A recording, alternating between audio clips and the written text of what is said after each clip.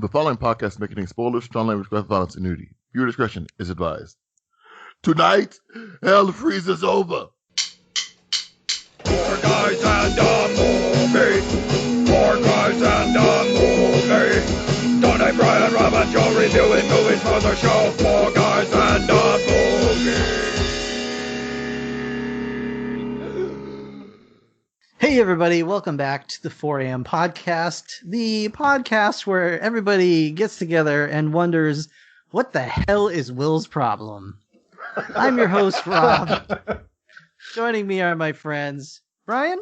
Will. All right, introduce yourselves. Jeez. What happened? We're just never going to get this figured out. The introducing you guys or introducing yourselves deal, it's never going to get figured out. So introduce yourselves. Let's start over. Brian, go first. Brian. Will. Killer Tony. And Joe. I'm Brian. And Brian. And Brian. Also, Brian, I believe you're here? Oh, yes, sir. All right, beautiful. And Joe. Guys, we watched, Joe's here. This week we watched a movie that I swore I would never watch. Batman and Robin. All We right. should have saved this for Patreon. Yeah, we should have. No one paid us for this, though. Nobody paid us. Nobody. Now we're paying. We're paying Dearly. the ultimate. We're paying the iron price right now. Oh, Guys, Brian, yeah. what's your history with this movie? I've seen this movie. I saw it in the theaters, I think. Oh God. I think I did see it in the theaters. I was 17? Yeah, I'm pretty sure I saw this in the theaters. Yeah, that was like the only time I saw it all the way through. And then I've seen bits of it since then, because it'd be on TV and like I catch part of it and I'm like, ugh, and then I would keep changing channels.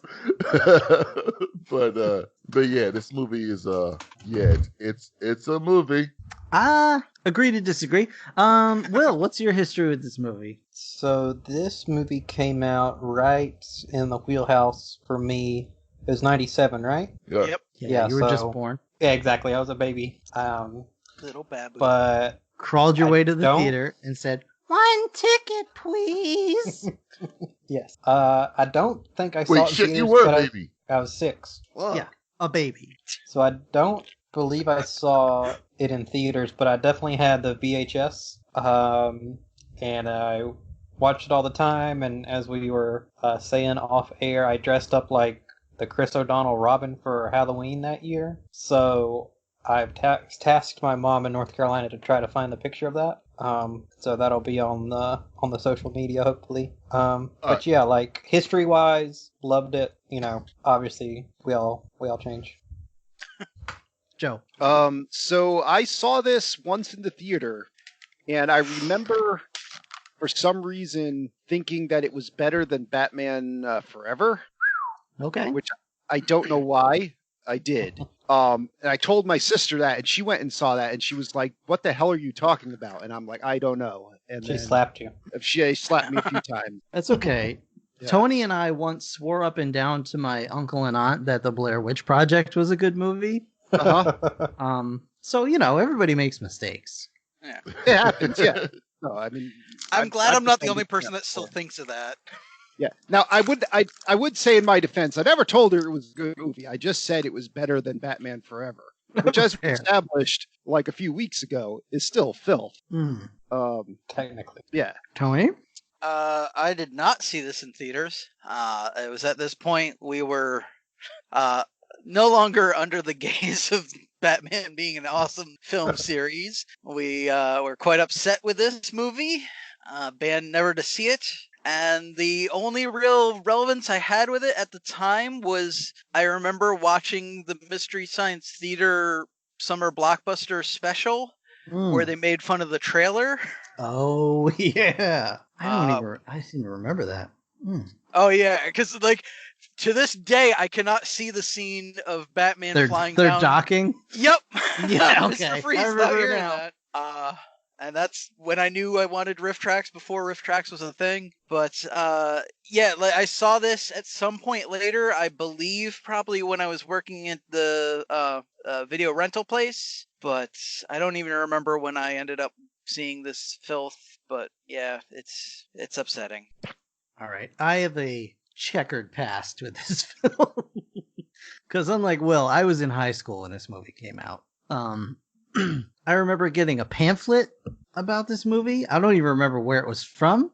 It was from the Batman's witnesses, right? They come to your door and It may have been, yeah. hand out Batman pamphlets. The Church of Joel Schumacher of Latter-day Saints. And I remember it had pictures of Batman with his nips and Robin with his nips and Alicia Silverstone without her nips and a picture of Bane. And I said, that guy looks like an asshole. I hope he dies. Bane specifically? Bane specifically.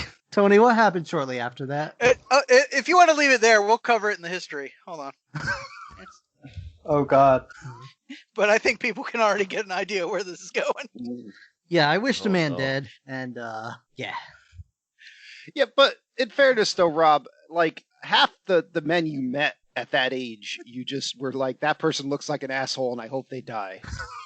True. So, I mean, like the shotgun approach, you're going to hit something. That's, I you mean, know what? That's, he was that's fair. 17. It was a very bad year. Rob really hated everybody. And now I love everybody. That's not true. It's I mean, I don't love being around everybody. I love the concept of everybody. Right. I want everybody to get along and love each other. I just don't want to interact with anybody. So that's our personal history with this film. At that time, I also vowed I would never watch this movie. So I've not ever seen this movie before today, and I have a secret about today that I'll reveal shortly. Tony. If you didn't watch it, I'm gonna fucking kick your ass. Okay, so I did watch it. I just watched it on 2x speed. You son of a bitch. Full disclosure. I did watch it in double speed. And it was still the most awful thing. You have to. You're impeached from the podcast. Okay.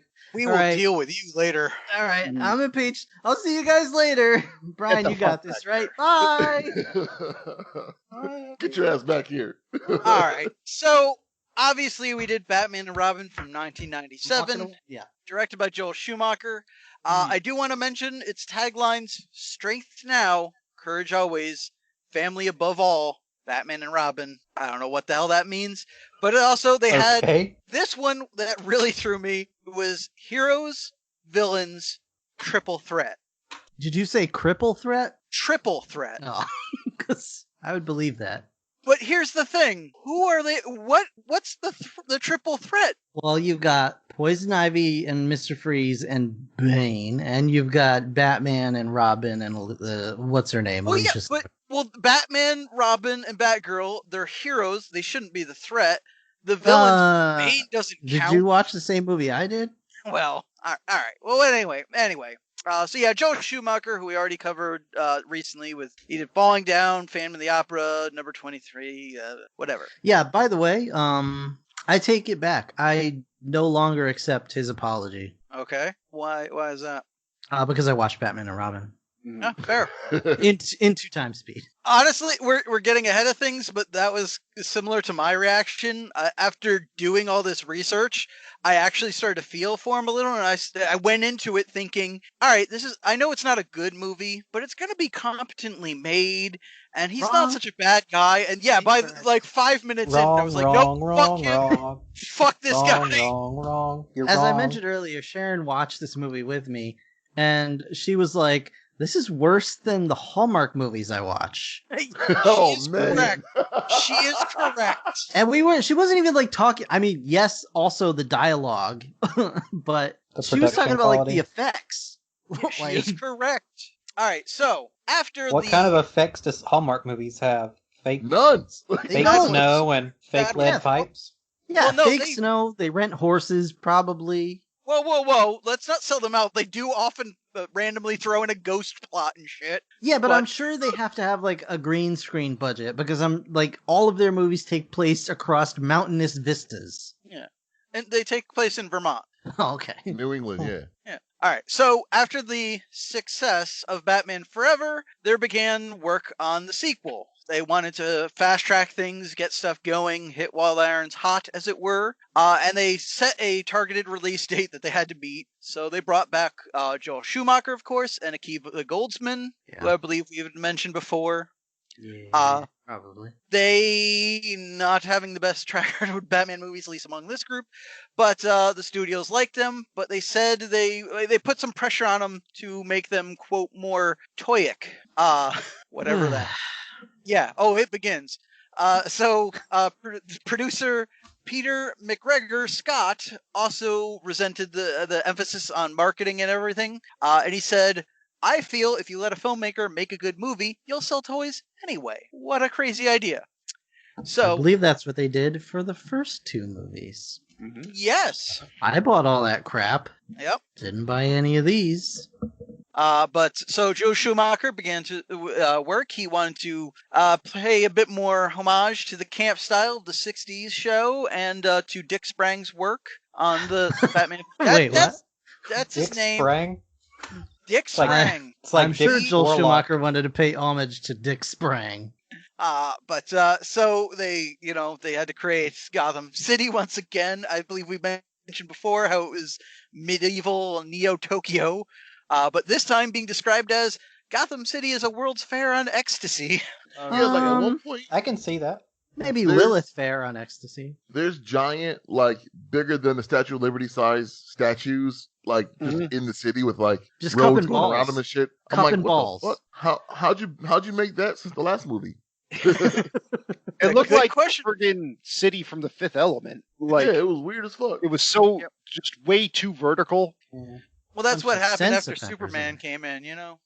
Bunch of But, sense offenders. So even Chris O'Donnell said that he was, quote, it felt, when talking about making the movie, quote, it felt more like everything got a little soft the second time. On Batman Forever, I felt like we were making a movie. The second time, I felt like we were making a kid's toy commercial. That's about the special effects level. Yeah, I'd say Yeah. that's correct. And the acting. And the acting. Yeah, it was an assault on all of the senses. Well, especially like the only real way Mr. Freeze talks in this is in little one-liners, which you would see like in a toy commercial, like Right, but because chill because out, toy commercials, Batman.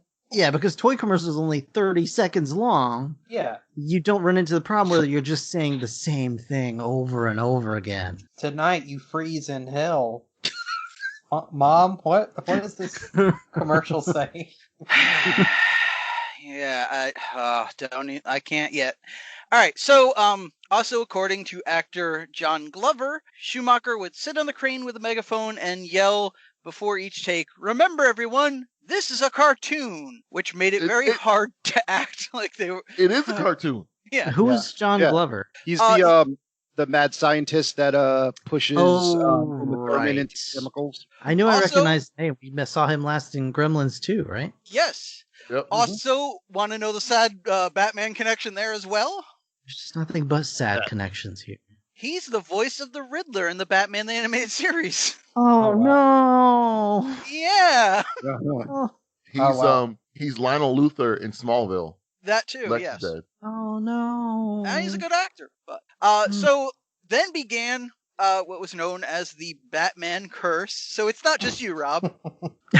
Where after making this movie, Chris O'Donnell, Alicia Silverstone, and Joe Schumacher all had series of slumps in their careers. I don't know if that's a curse, more of Yeah. just like Also, you I fucked don't- up on this one, guys. Well, yes, you done goofed. Consequences will never be the same.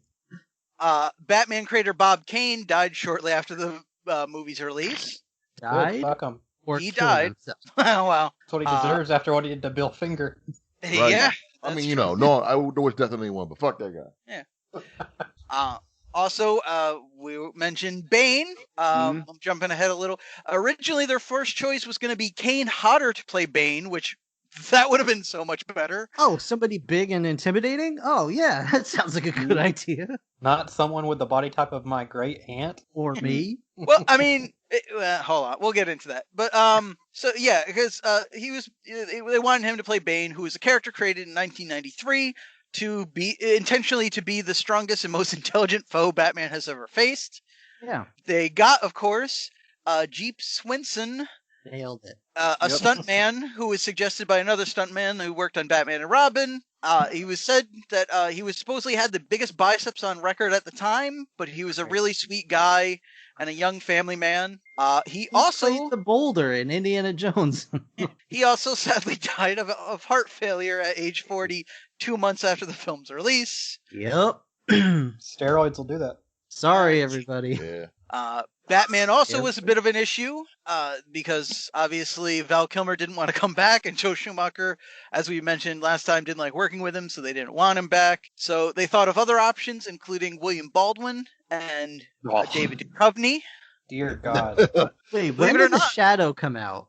Wasn't that like 94 or 95? Yeah, that was earlier 90s, so we Is were past that. Is that why they didn't go for Alec? Uh, He was like, I'm already attached to another failure of a project. I can't. maybe. Apparently, David Duchovny was also thought of to be Batman for Batman Begins before they went with.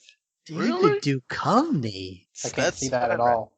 What? I like X-Files, but I can't see that at all. What? Obviously, they went Hey. with George Clooney Hey, instead. Tony. Yeah. Tony. Yeah. Where are they? Or who? Where's what's her name? Where the drugs? Rachel? Where's Rachel? Rachel? Falcone. You gotta go. Where's Why do you the want to kill drugs? me? Hey, Scully. Why Where's do you wanna kill- Falcone? Where are the drugs? Do you Do you wanna believe a have man sex? can fly like a bat? But anyway, so Was George Billy Zane Clooney- also busy? yes, he was busy dealing with a career slump of his own. Anyway, George Clooney. He was He was busy doing the they got Phantom, him- wasn't it? They got him for the role. Yeah. It is said that if you, reportedly at least to this day, if you go up to George Clooney and tell him you saw this movie, he will give you your money back. Nice. Nice. On to Batgirl. Yeah. They decided to change it from the traditional daughter of Commissioner Gordon to To be the Alfred's niece question mark? because Okay, in this universe, that makes sense because I wouldn't believe anything good comes from the loins of this Commissioner Gordon. Well, I that- mean, wait. That's exactly it. The producers did not think that anyone would believe that she came from Pat Hingle. Yeah, but, she's but my they daughter. would believe My that she came from adopted- London. Is that correct? now, No, it's not. they could have done like on Parks and Rec with Jerry, Jerry. how his wife Yes. is smoking hot. Yes. That would have been great. Well, the funny thing that was also brought up is they could have easily recast Pat Hingle since they recast Batman 3 different times already. So Right. Like, what? who cares? Pat Hingle's not giving up rock that of money. the series. He is what everything revolves around. You've got two things keeping you in this universe. You got Pat Hingle and Alfred. And I gotta say Michael also, Goo. yeah, this is the movie where he finally gets his due. He proves himself to be somewhat competent at one point. But anyway, Mr. Gordon? yeah, He does has something. one. I mean, He does that's one a thing. reach. Yeah, he reached, but literally. he does something for once. No, He Yeah. does wait. something. Maybe you guys were watching a different movie than I was watching at 2 times No, we were speed. just What watching at exactly regular speed. Well, Rob, it happened so fast you missed it. Yeah. is that what Yeah. happened? We'll get to it. We'll get To to be it. fair, Anyway, I did have subtitles on. we'll get to it. So, apparently there were a lot more scenes with Batgirl that had to get cut. This was largely due to the fact that Alicia Silverstone apparently gained a little weight, and Aw. wardrobe had to refit her costume, which took some time.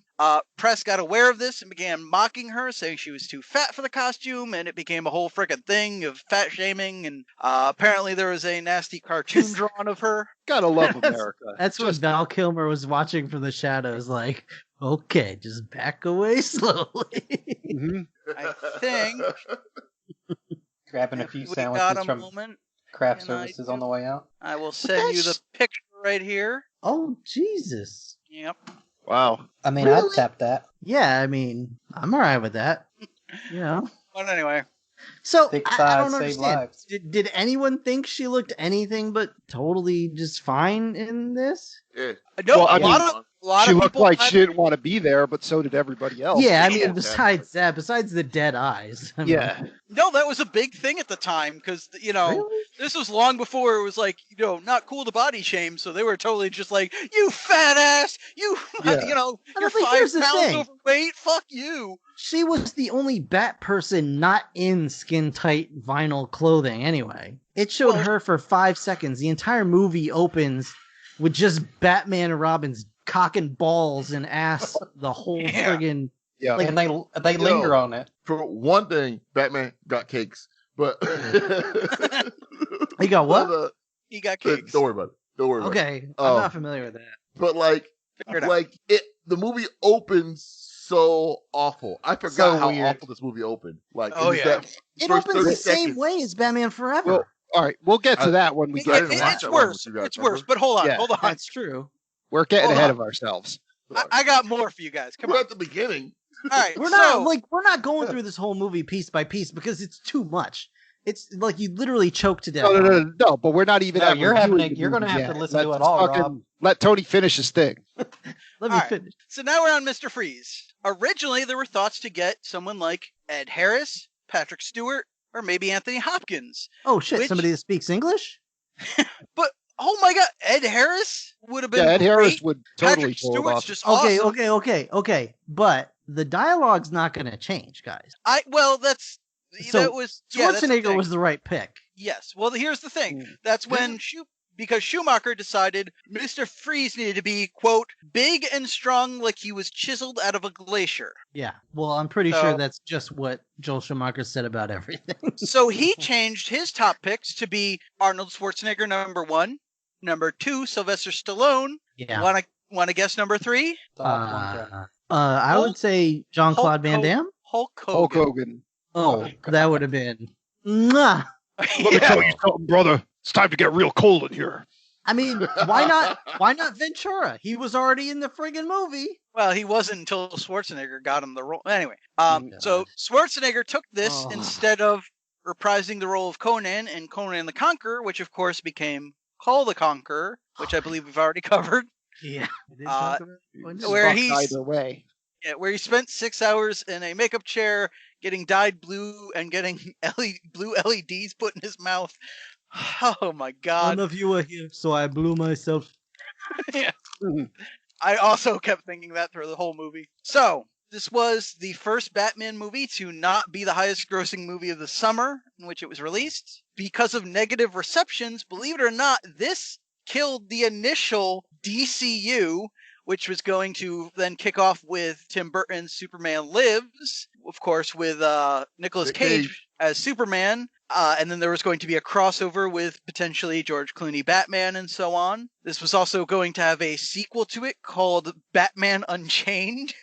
Oh, Jesus. Is that a prequel to 50 Shades of Grey?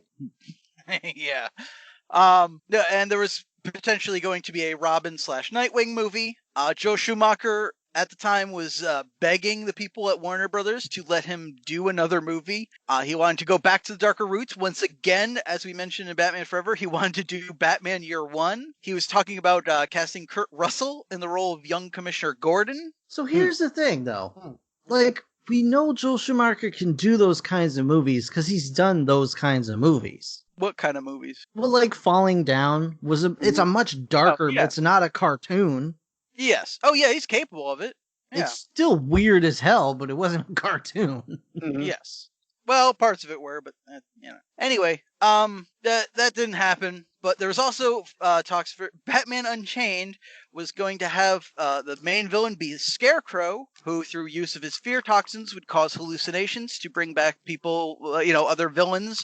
Like they were hoping Jack Nicholson would reprise his role as the Joker, being the big one. Maybe get Penguin back, Riddler, Two-Face, and so on.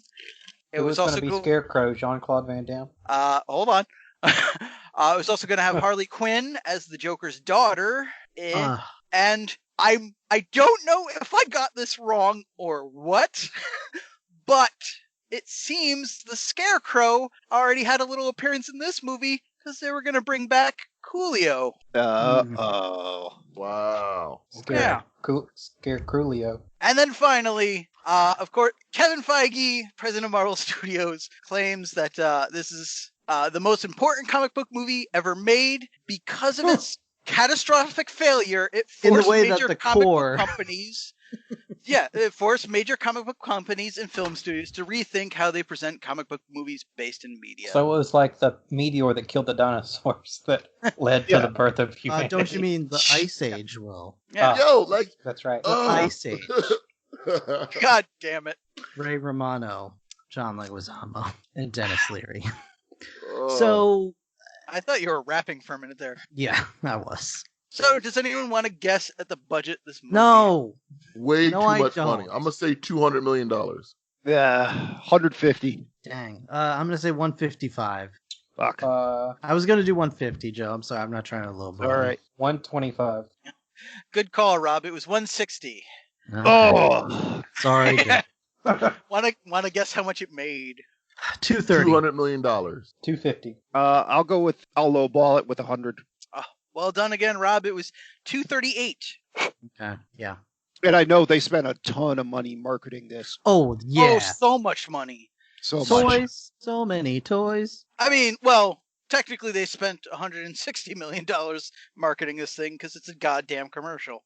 Yeah. Mhm. So yeah, let's get into it. Like, I remember the toys for this, and at that point I'm 17, whatever, and like the toys looked dumb, even like for kids. They were just, and there was like Yeah. 1,000 different versions of everything.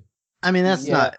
not new, that part, but Well, it 'Cause was I like have- they I did have, that like- with the Batman animated series where it'd be like, here's Arctic Batman, here's yeah. Volcano Batman. But then for this, I remember because I had a lot of them. It was like they tried to do the same thing, but they were just so shittily made. Yeah.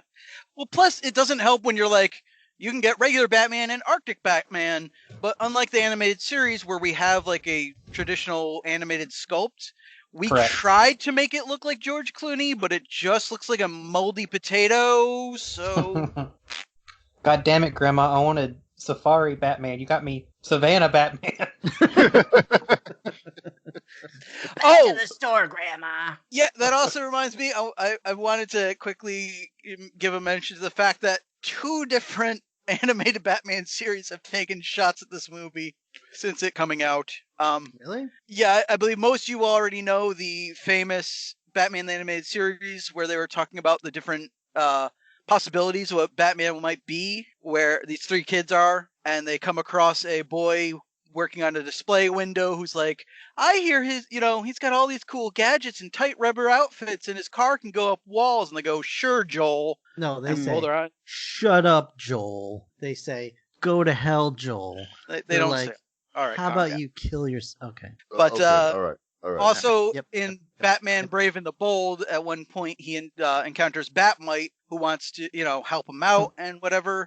So he's like, let's try some different costumes. And he does the vampire Batman, he does the Frank Miller Batman, and then he does one that is just Batman in just tight, all dark rubber, but the nipples poke out real far and then pull back in. He just goes too icky and moves on. Mhm. So, yeah. Yeah, this is icky. That's a good way to describe it. Just icky. Icky. So All right. I think we already pretty much went through the cast. Like, Yeah. we pretty much mentioned everybody already. Yeah. I would like to talk about one thing before the movie begins. I'm trying something new with this as well. I decided, because I knew that this is one of the great bad movies that we're going to review, and before we review them all, I wanted to make a kind of scale to compare them.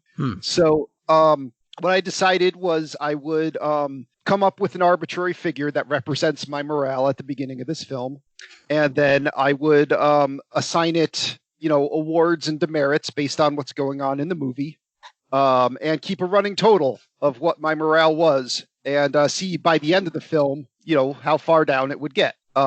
So that being said, the rules I assigned was to keep the math simple, I would only do -5% and -10% demerits. I wasn't going to try to evaluate like how the Bat credit card stacks up to the fucking Bat skates or whatever. Like, I'm like, the worst they can do is -10%. And I wouldn't award a demerit until I couldn't stand it any longer. It had to make me tap out. So just the immediate sight of it. Sometimes that did immediately warrant a demerit, but that didn't count. Like I had to be like, all right, I can't fucking stand that anymore. All right. That being said, I started my morale at 50% because while watching this, I was having a terrible, terrible day. Where I'm effectively deaf in one ear and my other ear is extremely effective, and I infected. And because I just lost my health insurance switching jobs, I had to pay for it out of pocket and spend like $400 to treat this damn infection. Yep, good times. Love American healthcare. Well, I will say, Joe, you Yep. should check the Facebook feed, Mm-hmm. and that'll cheer you right up. Yeah, I saw something came in, but didn't look at it. Consider it saved to desktop. Oh my! Oh wow. Okay, It's fantastic. that's a striking fear in the hearts of crime fighters. Yeah, yeah. I mean, It's actually a lot better of a costume than I expected. Yeah, it's better than the one we saw in the film. Yeah, it's better than what we saw in the film. I'm just wondering how many people got you at the door and said, "So, are you supposed to be the ambiguously gay duo?" Or Now, Will, when you put that costume on, did you do a quick turn and jiggle your butt cheeks for the audience? Yeah. The audience being your grandma. Jesus? Yeah, made sure the nips were nice and hard. Taut. Let's stop there. All right. So, Joe, you started at 50% Yep. morale. And I've so, kept timestamps of the major moments in the morale. all right. decline. So let's have it. Once the terrible cartoon bat and thinner bat fly at the screen, what are we rocking? What are we rocking like immediately? No, I mean, so the morale doesn't start taking hits until the barrage of nipples, butts, and bulges just Which is flying like- across the screen. Which It's is like immediately 30 after seconds that. after. Yeah. Yeah. I mean, the logo, I was like, whatever. I think at that point I was writing in my notes, each time I write the title of the movie and the date on the first line. Instead, I wrote fuck, parentheses, Batman and Robin. I mean, you got it right though. Yeah, you are not wrong. Yeah. I will also say I started this movie, and for whatever reason, my media player decided to go on the default of having the sound off. Mhm. That's And wise. it took me a moment to realize that was the case. And then when I realized it, I had to take like another moment or two to actually get up enough courage to change it. That's Google sensing your likes and dislikes and adjusting accordingly. Yeah. Yeah. It's a So- learning computer. So this like nipple, butt, and bulge barrage that flies across the screen. Unless it's Roadhouse and it's the logo of the movie flashing across that woman's ass, even if these were girl parts, I would still be upset by this, by just the flagrantness of it. But this, Right. I was just like, God, fuck. Like, come on. Well, the even before this, the first thing I wrote down in my notes was that Arnold was billed first, like got first Yep. billing. Oh, yeah. Like how? Well, didn't like, how- didn't Jim how Carrey often get does that first happen? billing the last time? No, Jim Carrey didn't, but Jack Nicholson did. So Oh, there is a Oh. precedence. Okay, that's good to know. Yep. well, yeah, it's Jack Um, Nicholson's a name, and Arnold Schwarzenegger. I mean, George Clooney was George Clooney really a name? Like I know he He was was- in No. like TV. He was but- more ER at that point, I Yeah. think. Yeah. He still says, as much as he apologizes for this movie and says it sucks, he says that he's glad it happened and he's glad he did it because this is what made him a movie star. Which is, All right. again, makes it weird that the others failed so much when he got, success off of this. Eh, All right. So the Batcave. yeah, sucks. Fuck. Like, The Batmobile It's- sucks. yeah. Dude, the okay. Batmobile. Yeah. Oh my God. There's no canopy on the Batmobile. Yeah. It It's doesn't an have a open windshield. Canopy. It Yeah, doesn't you know have a why? windshield. Twirly dirly light show No. as the engine. Do you know why? No. Why? Yeah, because of toys. Yes! Yes, I know. I the minute- understand. Yeah, the minute I saw that, I was like, that's a McDonald's toy right there. And I then was like, the freaking bulge in the front of it is higher than George Clooney. Like, I don't know how he sees over it. because it's a dick. Yeah. He's just driving a Yep. dick with wheels on it. All right. And then On top of that, they're fucking bickering. Like Batman and Robin are already just arguing, and I'm like, shut up. And they just get in their shit and drive off. Now, this is important. They gear up before they leave the Batcave and get the mission, right? So they don't know what mission they're going on. It's They bring important. everything. I'm going to be really mad about this in a few minutes. So they drive off, and It's gonna be a rough ride, Joe. yeah, as they're driving down the they're this long ass tunnel, and they're driving in super slow motions because I mean like super slow speed because none of these vehicles are at all safe to drive. And like now they get a message from Pat Hingle, Commissioner Gordon. I gave the movie +5 morale because I saw Pat Hingle. I was like, yeah, I'm like, Okay. he's All talking right. about Mr. Freeze. He's like, he's at the museum doing some shit. Wait a stealing minute. a diamond. Where What? was your morale seeing Alfred like passing a stone or whatever? That is the best plot line of this movie. So I gave it +5 for that too, because I saw Alfred and I'm like, all right, those guys remind me of a better time. He made some comment like, I'll order the pizza, or something like that. Yep. And I'll then he cancel the pizza. Yeah, and then he grimaces, and I'm like, Alfred's been eating all that pizza. Yeah. All right. Oh, I really gotta take a dump. So You ordered that pizza from the room. But I do want to point out, the Batman Forever also started with the same damn scene of Batman getting ready, Yeah. Yep. showing his balls, showing his Yep. ass. Same kind of joke. Yep. Same kind of joke, and then had the same line about how chicks dig the car. yeah. And I'm like, Well, no, I think the last time it was he was gonna get takeout. well, yeah, but that's fine. That doesn't make Oh, it no. better. But the same joke. They use the same joke in two movies. Is all I'm saying. Not necessarily Yep. the same place in the movie. Oh, but this But, time we get the added bonus of this is why Superman works alone. Yeah, but I'm like, what chicks dig this car? Because it looks like a Shriner should be driving. I it. think the old whores on Skid Row. Okay. Somebody say, "I'll get out of here." The skeleton Yeah. gang crew. And it fucking has one of those things on the front of it that's flagrantly like a toy spinner, like that Yep. would you like push the vacuum along and it'd make the balls pop out. Yeah, because you know Yeah. what? If I'm a crime fighter, the thing I want is to have big cutout parts in my car that exposes the engine and all Yeah. of the mechanicals. It seems like a really good plan. Mhm. Of course you would. So we cut to the museum and we see Mr. Freeze and his puns, and immediately -10% morale. I'm immediately like, I can't take it just on sight. And I question, first thing I see, I'm like, does his suit have neon light pecs or neon light tits? It's a hard call. He's got big nipples, Joe.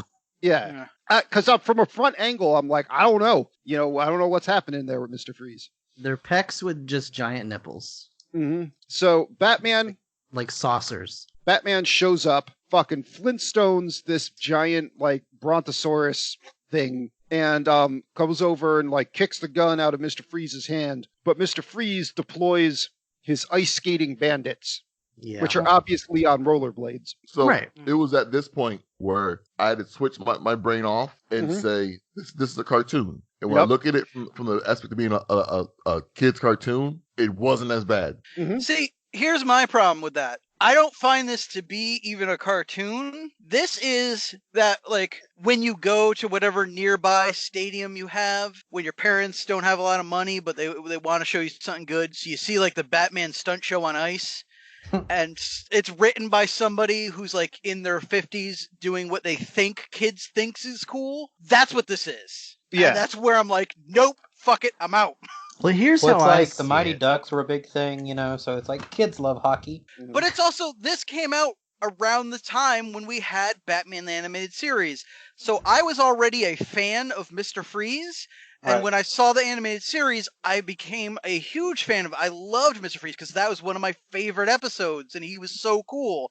And this movie just was like, oh, you like that? Well, let's put his name on this package and then I'm just going to take a huge diarrhea shit in it and that's what you get. So, because the history is he was originally a comic book character, kind of more of a side character, and then the animated series really did a good job with the backstory, right? Well, Like, yeah. they Well, he was- created the mythology. Yeah, he was always kind of a main character, but his thing was just like he was a dude with a cold gun. Right.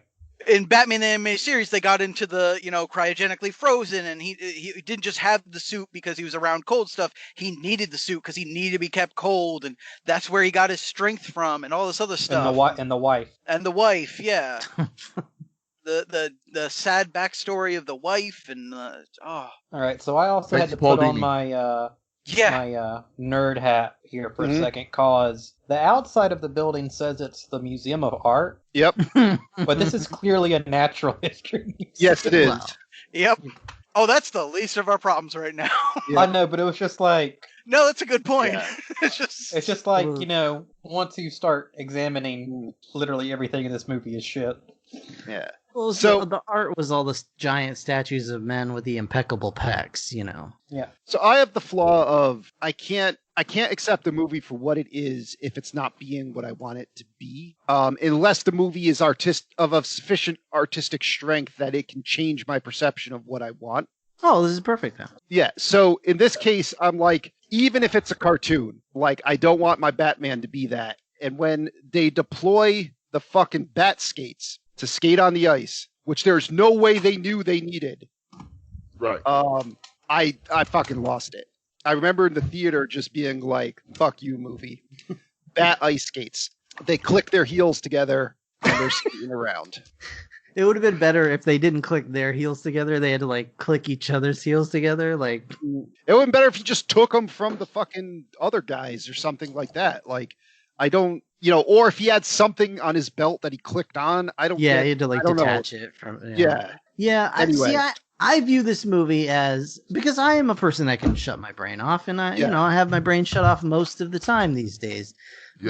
But the way I'm seeing this movie is kind of like, it's like you got a family member, and the first Batman movie is like a family member that you're not super close with, but like you have good conversation when you're together. You like enjoy hanging out, and then over the years, like you notice they're addicted to meth, and like as years progress, That took you a could sharp turn. Yeah, as Yeah. years progress, you could just see them like in decline. Like they're getting a little slower, their teeth are falling out, like they're starting to act kind of funny. And then by the end, you're just like, I don't even recognize this person, and I'm a little afraid.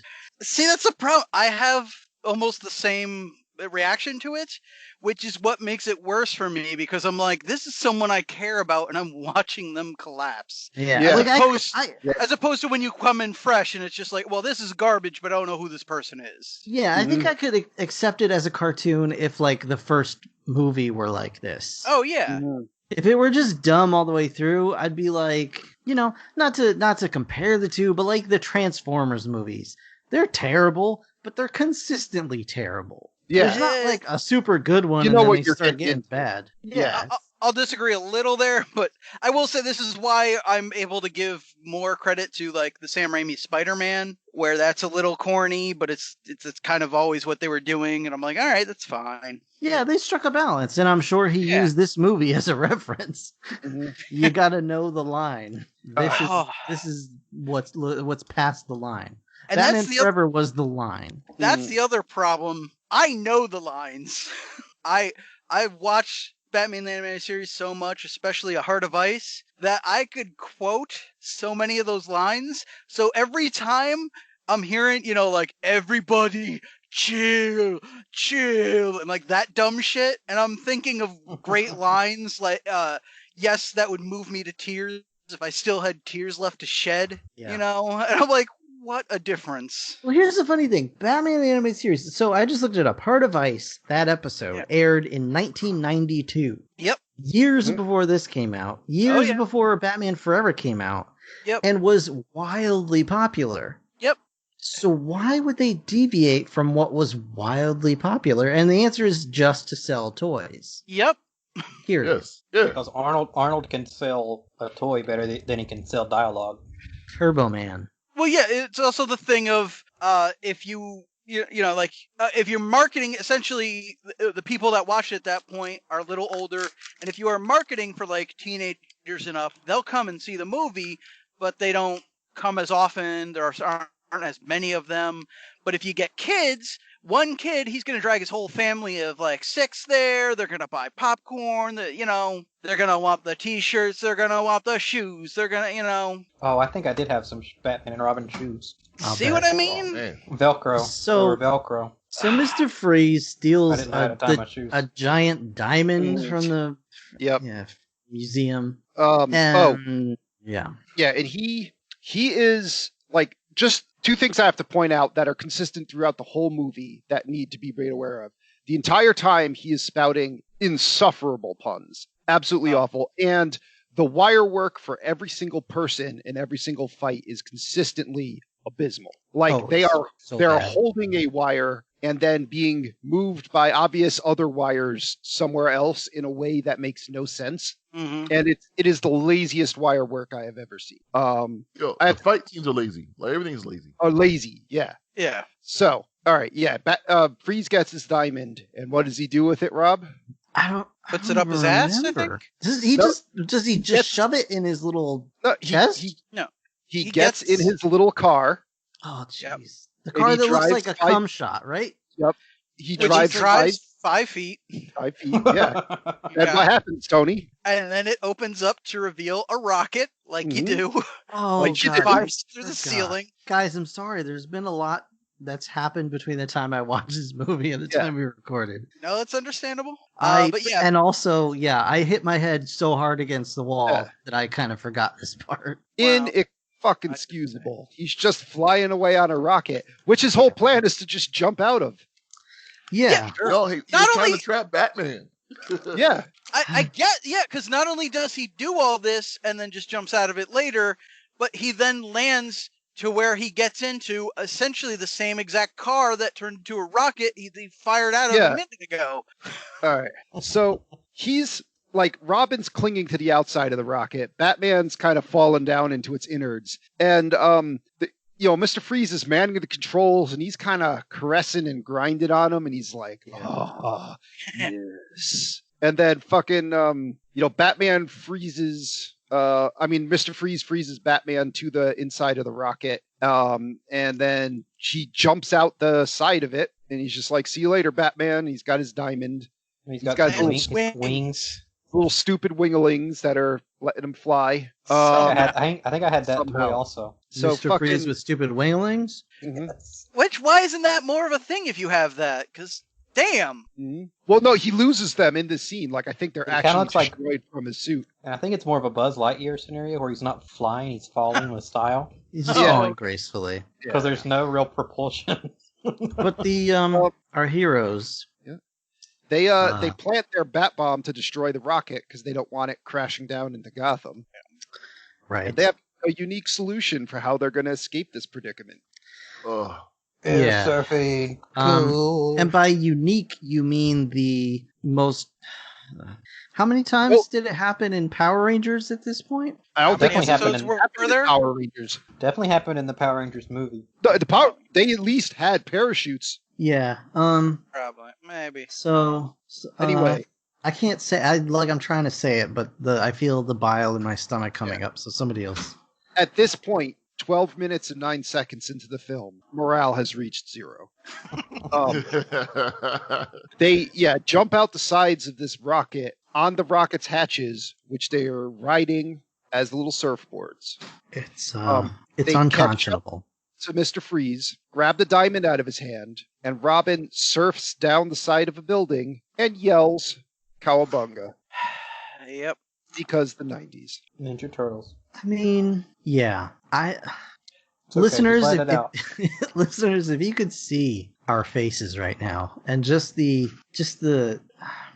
pallor that we're all wearing. I cannot think of an age where I would have thought that to be acceptable.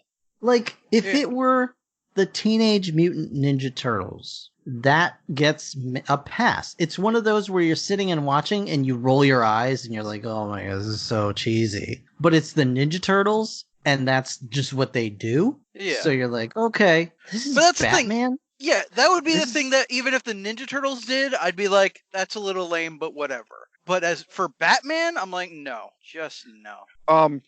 But yeah, like, so to get out of this, what's next? Yeah, so they same, use their same thing over and over back again. hooks and Mr. Freeze uses his freeze gun to break their falls through various bullshit. Yeah, And Mr. they Freeze. Mr. Freeze breaks his fall by falling into a giant furnace Yep. and putting Thanks, out bro. the flames somehow. I guess. With his Yeah. cold gun. Yeah, Yep. okay, because cold kills flame. We all know that. Cold It's kills like fire. it's like Oh, yeah. Spider-Man's web shooters, where like they do all these things, but it's still like just the one web shooter. I mean, Yeah. they've since have fixed that in new versions of Spider-Man, whatever. But you know, he only had his one way shooting webs, but he can like do all the shit with it. Right, His it's all on cold how gun you can do all the figure it, shit, man. even though it's just one cold gun. Yeah. So, How did you make a parachute by having it Yeah, just come straight forward out of yeah. your wrist? But whatever. Like, Yeah, so they fucking embark on this slow motion chase scene because their suits are just so tight and immobile that they really can't move right. And yeah, you just see like intense close-ups of Arnold being chased by Batman and Robin here. And then he gets out of this scene by freezing Robin solid and then telling Batman, you got 11 seconds to save him. I mean, I'm sorry, 11 minutes to save him. Or you can chase me. What are you going to do? And then he drives away on that same fucking car, like Tony pointed out, that the rocket emerged from. So he gets away, and Batman has to thaw out Robin. Yeah. What was Robin even trying to do? Like jump from like Yeah, 50 he thought he yards could get away? him. Yeah. So Batman throws Robin into a pool of something Liquid. and then shoots a laser at him, Yep. and he's fine. He's totally fine. He's goo. He's turned into goo. And again, I can't help but notice this is pretty much lifted from the Heart of Ice episode where his first encounter with Mr. Freeze, Batman is stopped because Mr. Freeze shoots one of his own henchmen, freezing his leg and saying, you could either help this guy or come after me. And Batman had to take a while to try and, thaw this guy's leg out, whatever. Just the leg, not the whole fucking person as a statue that he just shoved in a nearby pool and hit with a laser. All right, we cut now to the jungles of somewhere in South America. Yeah. And there's this lab that's crossbreeding animals and plants, and we meet Uma Thurman as Dr. Frumpy McFrumperson. Also, when that transition happened, was anyone else thinking in the beginning of Aqua Teen Hunger Force? Pretty much, yeah. Gentlemen! Yeah. I've created a giant turd! So I'll call him Bane. she sneaks into a meeting with her science partner here, who has a meeting with the Ununited Nations. Oh, How is that even a thing? You are, by the very nature of forming that alliance, you have united. Your name is just, Like, all right. it's a cartoon. Yep. Not a good one, but it's a cartoon. Yes, but not it's now... Yeah, it's not Transformers Prime, it's Transformers Original where we're talking about Carbamia. This is not okay. Carbamia. So the this Diego Antonio guy or whatever, or Antonio Diego, I forget his name. You see this man get adorned in a luchador costume and then strapped into a table and injected with venom serum. He's and a he little bloats skinny up. guy. It's like In a we big can't. old We don't. chastity belt. It's like we don't have any luchador masks around, but I've got this gimp mask. Yeah. And bloats up into Bane. So automatic 5-point deduction for a super soldier plot line. Well, not only that, it's like they didn't even turn him into a super soldier. They just turn him into a dude that like does arm day, but otherwise is kind of just fat. Yeah. Like what? So how does the serum just create? It's just pockets of fat. I mean, I just assumed he was like he just had a balloon, a series of bladders in there was blowing up. Sounds about right. Yeah. So Dr. They Bad also- Guy, go ahead. So they also mentioned that he was like the smartest serial killer Mhm. in the thing. But Bane? we're gonna make him stupid. Yeah. Yep. No longer. Okay. Just- Yeah. And now I For don't that know. matter, sorry, but Pamela Isley here is like, I don't really know what my boss is doing with this chemical. I hope it's nothing nefarious with this extra chemical I'm making called venom. Mhm. Like, what good could he possibly be doing with that? So Dr. Bad Guy over here notices Dr. Isley in his lab and takes her back to her plant lab. And the acting in this scene is, and then he You know why? basically what? You know why? Because this whole scene is fucking ridiculous, and neither one of them, both of them, who can act, relatively well. Yep. Both of them are like, let's not even fucking bother. I'm not gonna That's try. it. Yeah. You're not gonna try. Let's get through this. Mm-hmm. And I'm trying to only point out the scenes where the acting is particularly painful, but it's everyone. I have. That's all of them. It's hard. I will disagree a little here because I think these two are the ones actually trying. They just know this is like hot garbage, so let's just chew the scenery as much as possible and have a ball with it. Mm-hmm. So basically, the doctor dude is like, yo, like I'm about to cash in on the stuff with your research. Together we can like do so much good together. Let's fuck. And she was like, nah. And he was like, all right, well, since you like rejected me, I'm gonna kill you because that's what happens. So, so that's what was happening in Hollywood at the time. He fucking kills her. Like he fucking he throws all of his toxins and venoms and poisons on top of her with her plants. So he has to say it when he's doing it because it's so hammy and campy. Yep. And somehow the ground opens up and swallows her. Like, okay.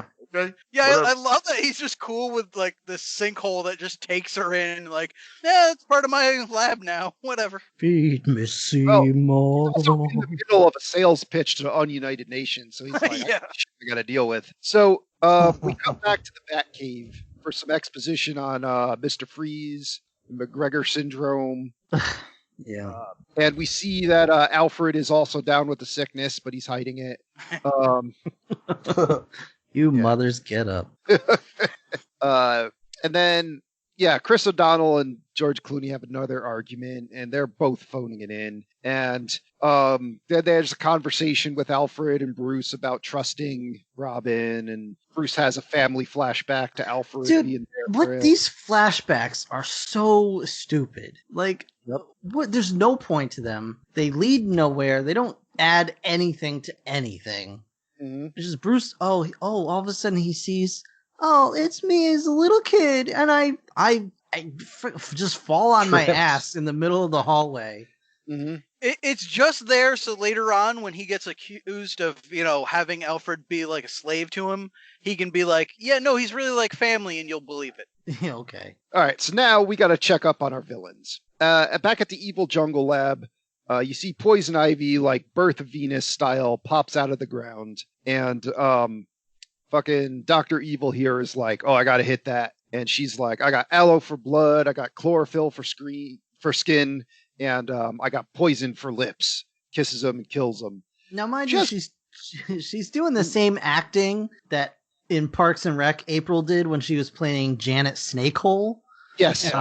So it's bad. Is this when she is at the damn it, sorry, I might cut out for a second. Is this when they're at the observatory? No. Nope. Okay. This is still in Cuba or wherever. Brazil? Yeah. Brazil. Okay. Proceed. Yep. All right. So go ahead. Sorry, I hope I'm not jumping ahead of you here, but I love her thing of like, I'm finally going to set the plants free by burning down my building with all the plants in it. Yep. Yeah, Some people just want to see the world burn. Has Poison Ivy ever been green in any of her incarnations? Yeah. Yes. Because if you have chlorophyll in your skin, you're green. Like that's just how it goes. More like chlorophyll. The animated series changed it to green in the last version of it, I think. Yep. Yeah. All right. And I like that Bane is just immediately like, all right, you're cool. I'm with you. Oh, yeah. And not only that, but when we cut back to Bane, he's still in the same position we last saw him when the United or Ununited Nations was there. So he hasn't moved in like a couple days or something. Like what? Yes, so. Even though they're talking about shipping him to some, I don't know. Oh my god. Then fucking cut to Mr. Freeze's lair and the goddamn Snow Miser song. And Oh That's boy! the best part of the movie. What is this I got all scene excited. for? I love that. yeah. And then we meet his like snowy, like sexy girl. I believe that's Vivica Vivica Fox. Fox. Yeah, Yeah. Yep. I felt as Miss Behaven. And how is she temperature resistant? How is she around in negligee and not cold? Because she's real hot, so she's yeah, okay. that's true. Yeah, I'll give Naturally her that hot. one. Okay. Also, And- Arnold brought in and painted his own cigars just so he could smoke here. This is what? This is 97? Yeah. Yeah, okay. This is a year after Independence Day. Vivica, my Yep. dear, come on. I mean, she got a paycheck out of it. What are you And then she doing? got out quick. Like, And this is the as last far we as see I of know, her. this is all you ever see of her. Yeah, oh yeah, you don't see her again. I Unfortunately, just, yeah. I don't, well, yeah, because God forbid we see her ass. No, we Yeah. can see Clooney's ass and Chris O'Donnell's ass, but no. Michael no, goes no. ass. Yeah, Yeah. Michael goes Mm. ass. All I mean, I'm not. So- Alfred, I didn't mind Alfred's that. hanging brain in one of those scenes. I forgot, but no, we're not seeing Vivica's blood. All right. So you see, he calls a goon over, literally just to spout exposition at him, and takes him into the secret freezer to see his wife frozen in a tank. And then he's like, "No, get out of here! I need to be alone," because he's done spouting exposition. I was like, "Good, Yeah. real good movie." And They then couldn't even keep Vivica A. Fox there to be the one he's spouting Yeah. to. We had to tell her to leave to get somebody else there just to do that. Oh, you mean Yeah. Frosty? the only thing that this scene Yes. maybe effectively shows is that he's resistant to the feminine wiles of women because he's devoted Yeah. to his wife. Because he's got a heart of ice. No, Yeah. I totally get a reasoning for having a scene Yeah. where he's going over to his wife and checking on her, but we don't need the weird, "Hey, dude, come here," just Yeah. in case you weren't aware. Oh, hell of- no, you for don't. working with me for the past year and a half, but this is my wife, and yeah, blah blah He blah. was a new guy. That's all. So, we now cut to Wayne Manor and Alicia Silverstone showing up. And you're like, God damn it. So you meet Barbara Gordon, not Barbara Gordon. I want to call her Barbara Gordon. Right, it's you know, Barbara Pennyworth, I Barbara guess. Pennyworth, yeah. And Robin's immediately like, oh, God, I don't want to hit that. And then, Fair enough. yeah. I'm from London. Don't blame Yeah, and you're just like, no, you're not. Yeah, no, never have been. Never have been. Then, So what is the? So Alfred's her uncle. Yes. Who? Yes. So Alfred, this 97-year-old man, has a presumably 40-year younger sibling. Well, in that old ass photo, she looked like she was from the 20s. All right. So it is possible that he could be the uncle of her mother. Oh yeah, that's it. So like, Yes. like I know, Will, you're from down south too and stuff like that. You know, your aunt's aunt, you know, whatever. Your I mom's get aunt, that. you call aunt. Like, Yeah, you so know? I get it that could be- because I it could have a be great my- aunt that we just called aunt. Yeah. Yeah, I exactly. get that. That's But how it's- we are too. But if you're making a movie, it's stupid. It's stupid Well- anyway. It's stupid Yeah, to have her well, cousin be stupid. related. Literally everything's stupid. Like when Yeah, they show Mr. Freeze's origin story, there's not even a fucking guardrail behind him, and he falls into this vat. It's like that's stupid. Well, I mean, it's been said before, you know, other places that the fix of Gotham is OSHA. That's all. Yeah. all Gotham needs. that really it is, Yeah. yeah. There's just too many open vats. Yeah, but So- there's cameras everywhere. But again, not to try and be mean, but I do have a bit of a problem when you're trying to tell me how he's, this brilliant cryogenicist and he's a giant man who can't say the word cryogenicist. Mm-hmm. In Bit of an English. issue. Yeah, At And least like, they said he it's was perfectly a former Olympic decathlete. So, and a Nobel Prize winner. yep. And Rob, you might have mentioned this already, but when it's showing like the home movies of him and his wife, Mhm. like who's Still. videotaping those? Yeah. I like they took the time to do that close up on him coming out and being all distraught. Or him like putting that necklace on her?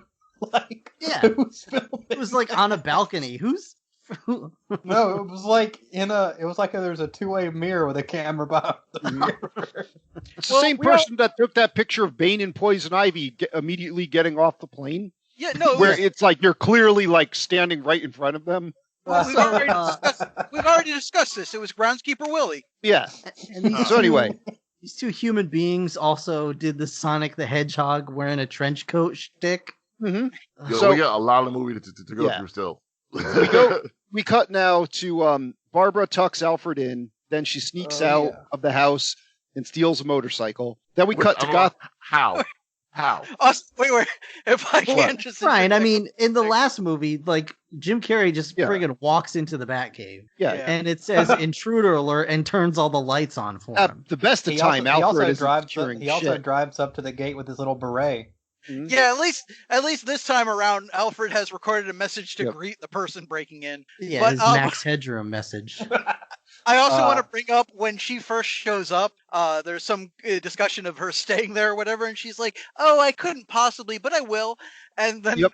Alfred's like, "No, I don't think that's a good idea." And Bruce is like, "No, this is definitely a good idea." And Alfred gives him a look like, "You're both trying to bang her, aren't you?" This is not cool. So, That's mine. too. we cut to the Gotham Observatory, and we see that Bruce is donating his new fancy schmancy telescope, which Rita Skeeter promptly asks him how it works. And then she's like, I don't care. Let's talk about your sex life. I notice you're dating Elle McPherson. And Also, this chick is in Batman Forever as well. Yep. Yeah, this is actually, well, I don't know if she was at the time or not, but the woman that plays her is actually Bob Kane's wife. Mm. Gross. Yeah. But also in the scene, sorry to bring up every little scene, but I think it's hilarious. The scene before they go to the telescope place. Yep.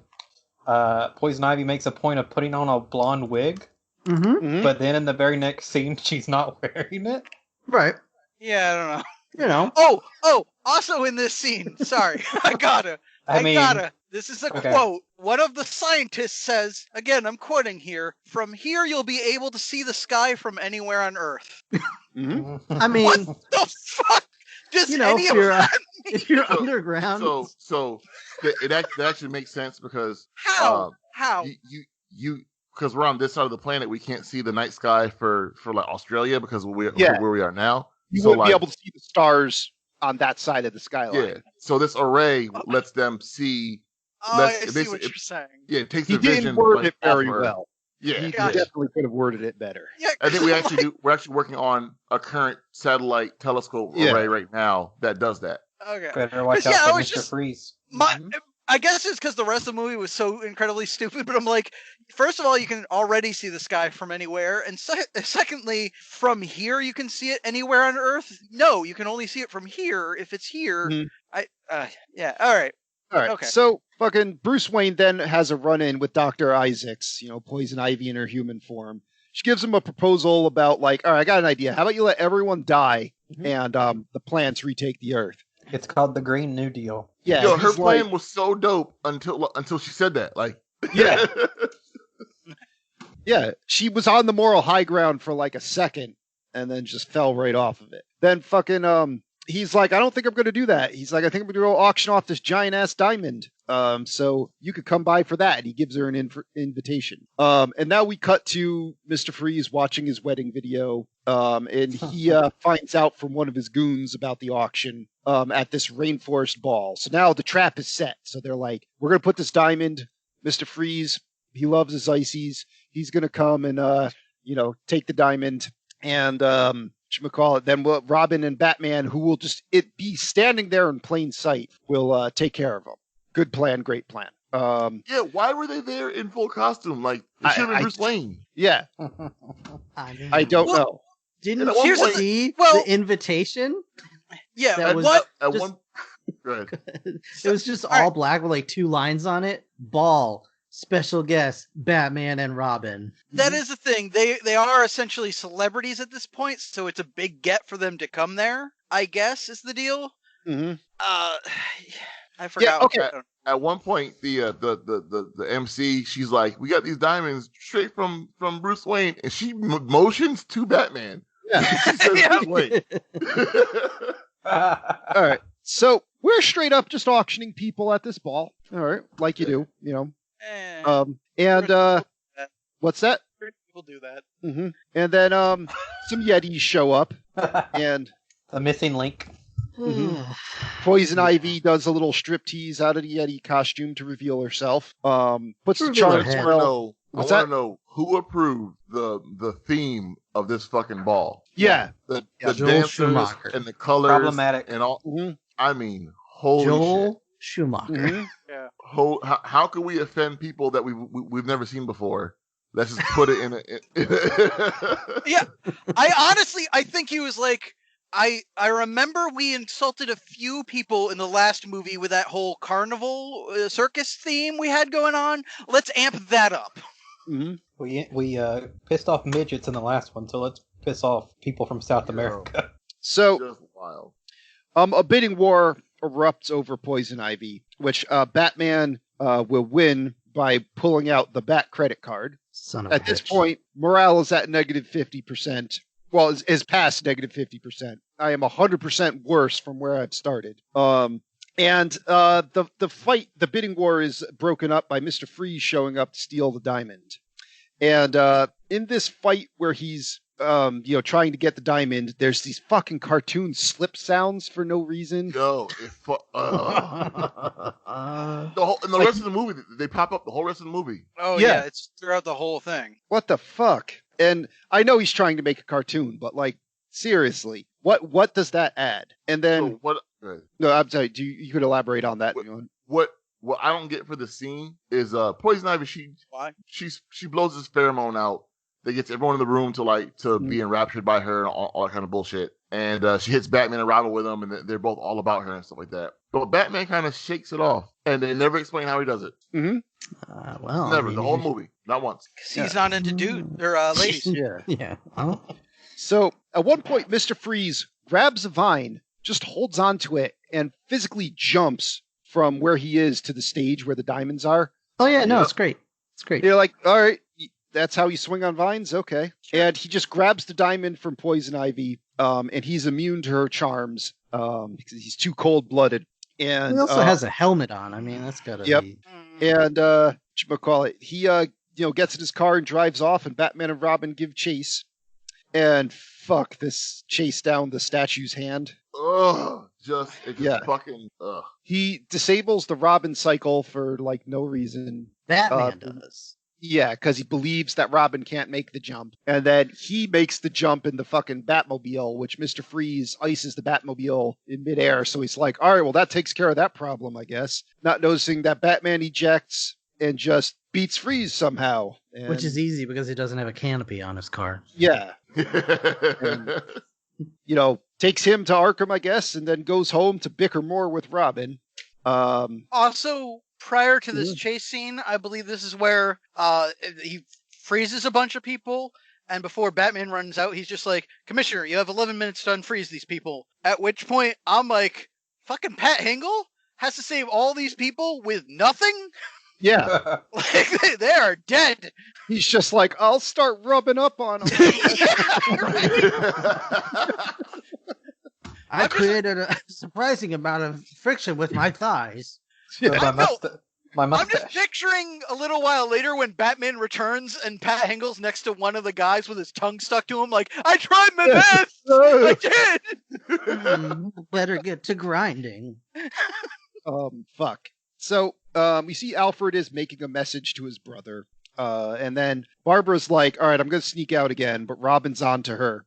And she gives him a throw to the ground that's very reminiscent of a William Shatner style move. Yep. And then that scene ends. And then you go to Arkham, and turns out Mr. Freeze has to stay in his cell now because he has to be under his cold beam, or otherwise he heats up and he's too weak. So now we meet Poison Ivy and Bane, who are in Gotham, break into a Turkish bath, and it's just labeled Turkish bath. Turkish bath. Yeah. Yep. All right, remember the Blacklight Bandits from last movie? Now we amped them up by 10. Dude, it's characters from Coco. What the hell is this? Yeah. It's the Joker gang. It's not. And it's like they look You're cool, not. but they have no place where they are. Like, I would accept those Blacklight Bandits in, like, maybe some other film, but I just don't get it here. And Well, then, I will give them more of a pass than in the last one where they were like trying to hide in a dark alley, but glowing. Because at least here they're just in like a base. mhm. So I give True. them a little bit of a pass. And then Bane defeats them with more stupid cartoon sound effects by they all attach chains to him, and he throws them all out of the room. They're freaking My Pet Monster chains. What the hell Yep. is going on? And then at 58:14 in the movie, morale has dropped to negative 100%, 150 points below where it was at the beginning. Man, Slytherin's better going to than win the me. House Cup at this rate. Yeah, Yeah. you did better than me. I'll tell you that Yeah. right now. So, and mind you, I'm only awarding these points when I cannot take it anymore. Yeah. Like if I can make it through the scene without it getting to me, I'm okay. All right, so Poison Ivy, she like plants a garden in her new lair, and she's like, I'm gonna go make an alliance with Mr. Freeze. But instead, we cut to Wayne Manor and Bruce and his girlfriend having dinner. And she's like, Bruce, I want to spend the rest of my life with you. And he's like, I want to superimpose Poison Ivy over you and fantasize about her. And then she's like, all right, I'm going to leave this film. And he's like, all right, bye, Ivy. And she's like, you just called me Ivy. And he's like, oh, get out. All right.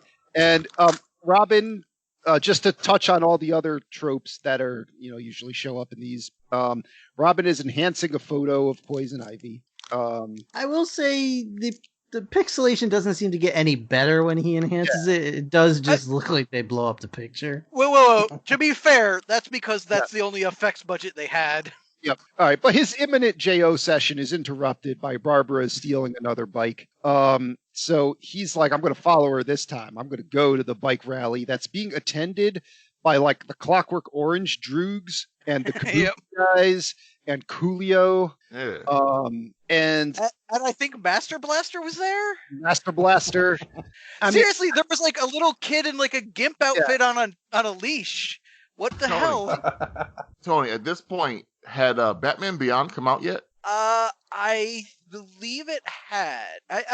It was somewhere around here. I'm not sure if it was. Because some of the people there look like some of the characters from Batman Beyond. Oh yeah, it certainly has that style. Oh no, that was 1999. 99. Okay.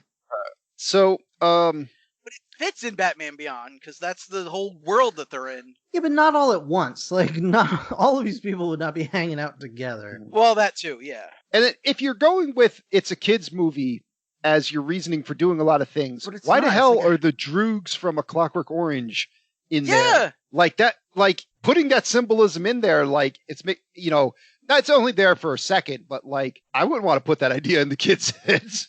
It looks like somebody threw a Halloween party in a world where only 5 movies exist. Yep. Well, it also looks like they're about to, we're about to have the Warriors bust out here. Yeah. But for real. The baseball Furies. Yeah, this is tantamount to when they made a joke about, I think it was pink flamingos in Alvin and the Chipmunks movie. Like, those two things should never cross paths. Yeah. Ever. So we basically, we determined that the Kabuki guys are evil and they're going to cheat. So we get a bike race. And you know what? For this movie, this bike race scene starts out not that bad and is actually a tame scene that I am somewhat interested in seeing how it develops for this movie.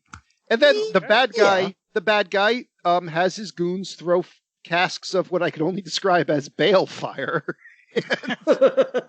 Yep. Which caused Barbara... Go ahead. Yeah. No, go ahead.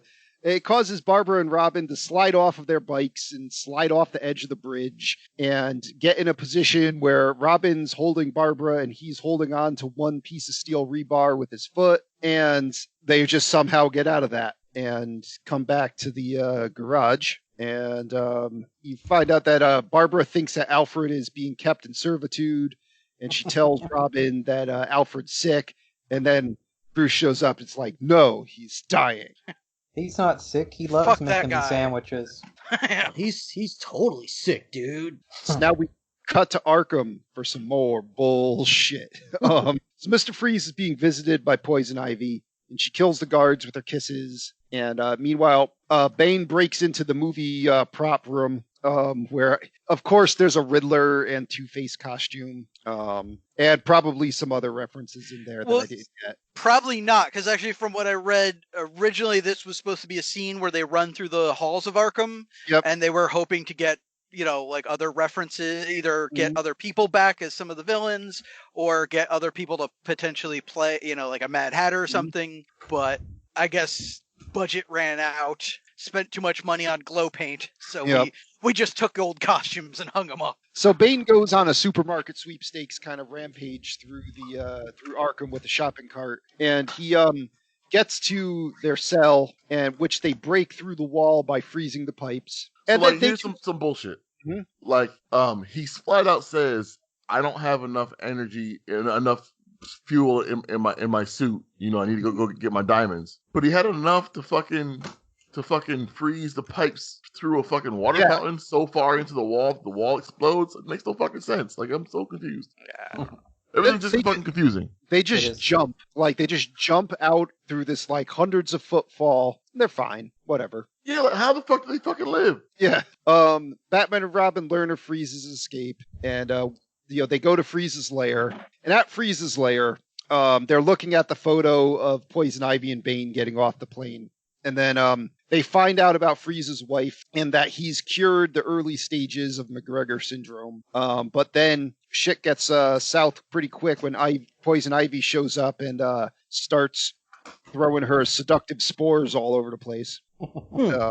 That's what I call it too. Mm-hmm. And then, Mr. Freeze just walks over to a switch, which turns on the freezing generator, which immediately incapacitates all of the cops. Yep. Like, they're just like, my lungs! Oh!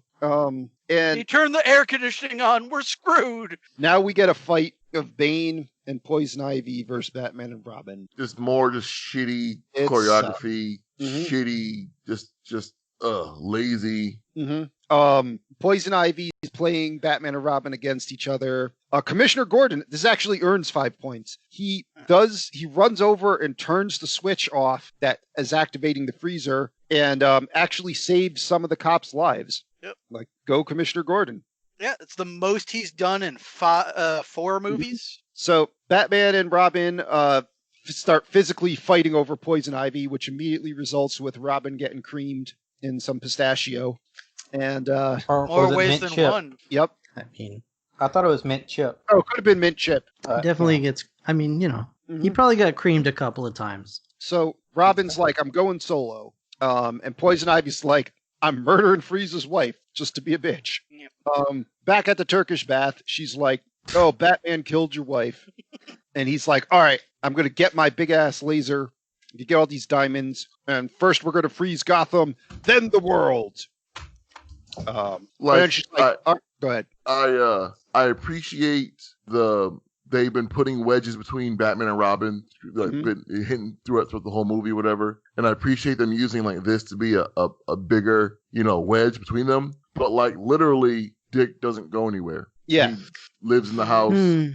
Everything's in the house still. Like Yeah. he's like that kid that having a tantrum. I'm going to my room, and like that's it. Like, Yeah. Mhm. that's- I hate you and I never want to talk to you again. I'll be around for dinner later. Yeah, he still comes down to the table. Yeah, like they had the opportunity here to use that to like push a Nightwing. Maybe they were setting up for another movie for Nightwing or whatever. But like, Yeah, they that had is what they were kind of told. push for that a little harder, and they kind of like Mhm. let it fall flat to the point where like, even with Poison Ivy using her feminine ways, hormones, shit like that, like they still don't explain why Batman just doesn't work. It don't work on him. They haven't explained it yet. But as we realized in the Batman Forever episode, Chris O'Donnell's like 30 years old. So, whatchamacallit? Now, Poison Ivy's like, all right, check it out. I got these mutant plants. We'll let them take over the world, right? And he's like, yeah, whatever, that's fine. Adam and Evil, I guess. And now, oh yeah, okay. So this is when back at at Wayne Manor, Bruce and Dick have another fight. Bruce like storms off, and this is when Alfred, who's Barbara's talking to, gives her some sort of quest, but I honestly couldn't hear anything he said. I think he said he's been trying to find his brother. Yep. And so he was like, "You got to finish this for me and give him this packet here. It's for family, so something for him and only him. Don't open it." The way he says, "Don't you open it."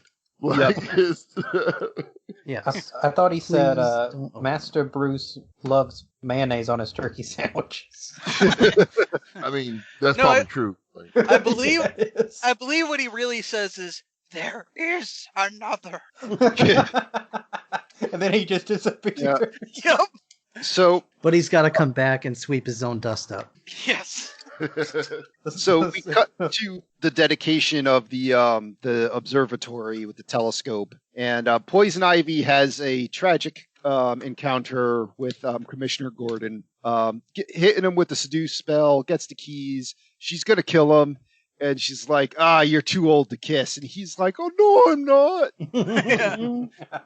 And then Bane just fucking steals the bat signal, just cuz. And then we cut back to Barbara hacking in on Alfred's little secret disk. All right. Yep. All friggin' right. So Yep. let's talk about this. Mm-hmm. So first of all, she's breaking into this CD that he gave her in confidence and asked her to find his long lost brother. Yep. She has elite hacksaw skills. Yeah. Yeah, she sure does.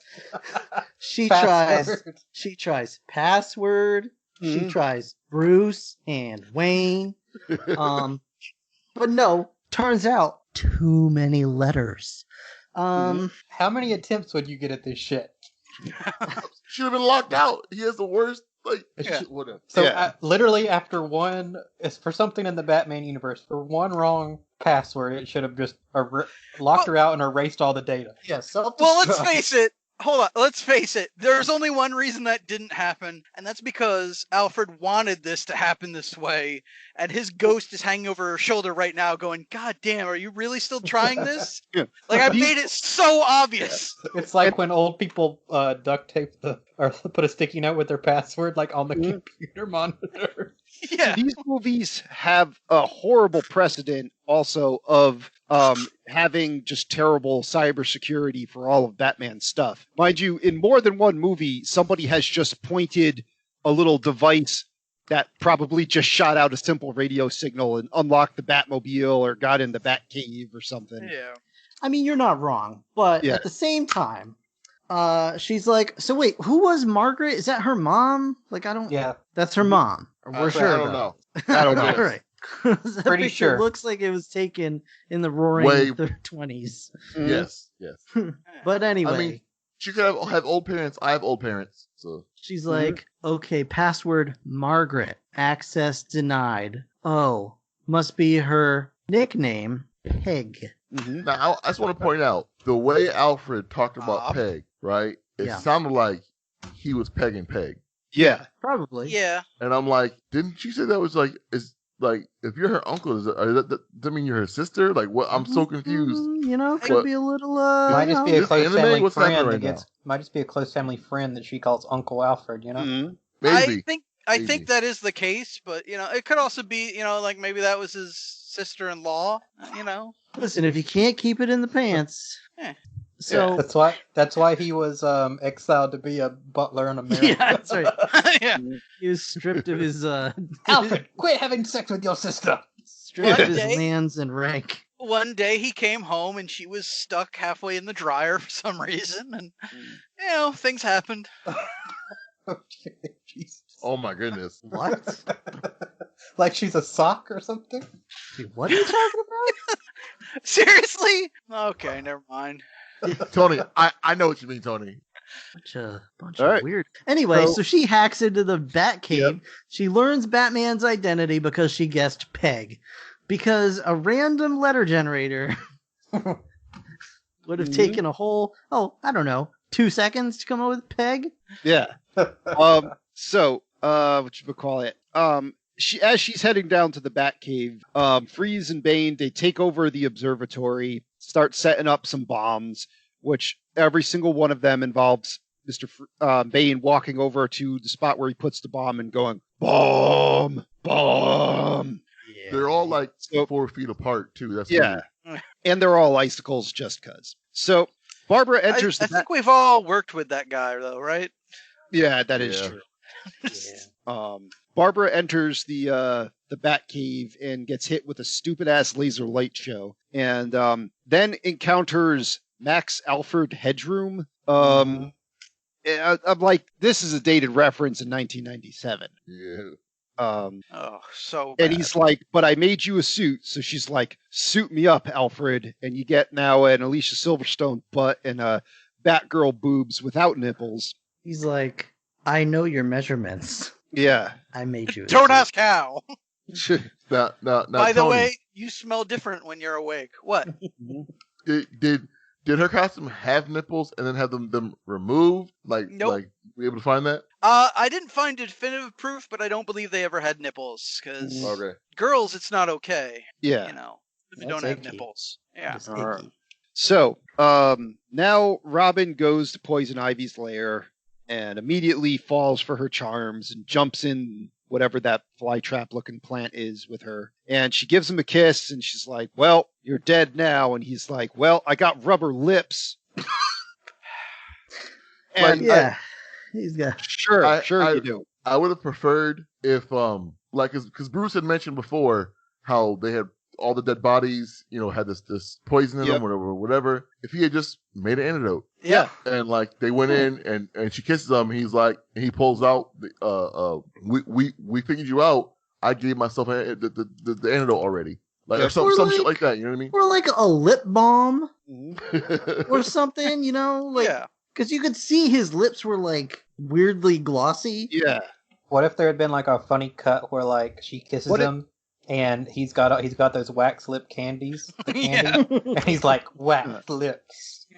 What if she Nothing slipped him going the on tongue? here. Like, either way. All right. So Also, Batman. wait, just Go ahead. a weird thought. Do you think there's any chance that the Batgirl suit that Alfred made was originally intended for him? For Just Alfred? changed it at the last Potentially. moment. Yeah. Didn't he say he like had her measurement? Yeah. Well, yeah, He he did made say- it for her awfully fast. That's all I'm saying. Yep. All right. So fucking Robin's like rubber lips. I'm immune. Haha. So she just pushes him into the water. Batman's like, I'm here too. And he just gets grabbed by vines. And like they're both incapacitated. So Batgirl crashes in. And All the right. combination of acting and fighting plunges my morale at 142.14 to negative 150%. I am now 200% lower than where I started. So Joe, Yep. did you notice the part where Robin's in the water and he tries to get Uh-huh. out of the water and they reverse the film to have him go back under the water? I did not. It happens real quick. It Yep. looks like he's pulling his head out of the water. Yep. And then I guess a vine pulls him back under. Yep. But it's like showing that they play it backwards, and his head, like all the water goes back, like the water all moves awkwardly because it's backwards. Yeah. He's back under the water. Then It's on, later, it's on YouTube. Batman and Robin reverse edit. okay, so it okay because later it's the same forward footage is him getting out of the water. So fucking Batgirl kicks her into the Venus flytrap. She yells curses and the trap closes on her. And I guess that takes care of Poison Ivy. Sure. Yep. Sure. Now we just have to deal with Mr. Freeze and Bane. And of course, Mr. Freeze now is like, let's kick some ice. And he starts shooting ice all around Gotham City. And these ice effects, fucking rubber floppy icicles. No, they're great. It's awful. Yeah, it's the worst. So that we have the Freeze Mobile is squaring off against the Bat Ice Sled and the Bat Hovercraft, and then poor freaking Batgirl is riding on a Bat Cycle, which is just gonna fall over. Now, I felt like I missed something, so I rewound it. They don't really show them getting that ice gear, right? No. They The new they costumes? never show No. us. Yeah. Yeah. It just cuts, and they're all wearing that riding. Yeah. New. It's a toy yeah, commercial, Will. Yeah. They Well, he begin was their- hoping to having another shot where he could show off their asses, but the studio said no. They would Alright, have so- rated R. He just uses a shield to deflect the freeze beam back at freezing the Freeze Mobile. So for some reason, the shield does not get frozen. I don't know. I don't understand how the physics of that beam work. Either way, they begin their ascent of the observatory. It's abandoned. They're like, all right, let's just get the sun from the Congo and we'll bring it over here. And, we just need to clean off these mirrors on the end of the telescope while Batman aligns it. And then Mr. Freeze jumps in and, he makes the telescope crash down so that Robin and Barbara fall off the edge and, have to go use their grappling hooks to save themselves. And of course, Robin's doesn't do it. So, Barbara has to save him. And then Freeze and Batman are fighting, and Barbara and Robin are fighting Bane. And it's, the standard shitty, lazy fight choreography that we've seen for the rest of the movie.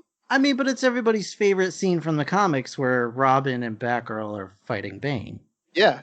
Yeah. Oh, of That's- course. That's what The everybody's infamous there showdown between Bane Yeah. and Robin. Yeah. for. That's Yeah, all I care about. right. So, However, had this Frickin- gone in the way of Death in the Family, I would have been totally on board with it. Isn't that Joker beating him with a crowbar? Yeah, that is Joker, but like I'll let Bane beat the shit out of them with a crowbar. That's cool. So they hit Bane's like tube for his chemicals, and he goes down. Don't you mean they kick lightly at Bane's face and the Yep. tube just flies out?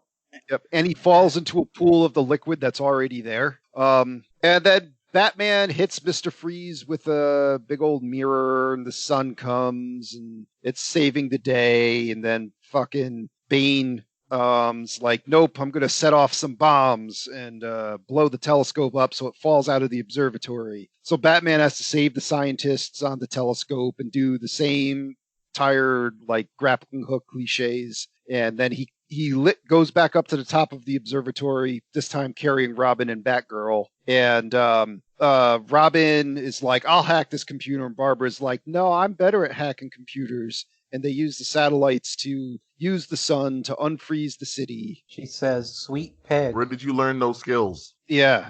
You were kicked out of school. So, Well, she was kicked out for her elite hacking skills. and